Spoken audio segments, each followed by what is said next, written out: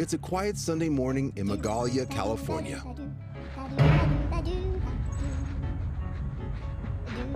Maybe it's not that quiet.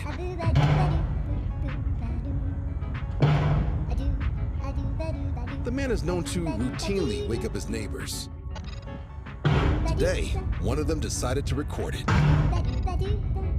What time is it? The computer says it's 8:24 a.m. Despite appeals to lift his trash can, this neighbor has his routine and sticks to it.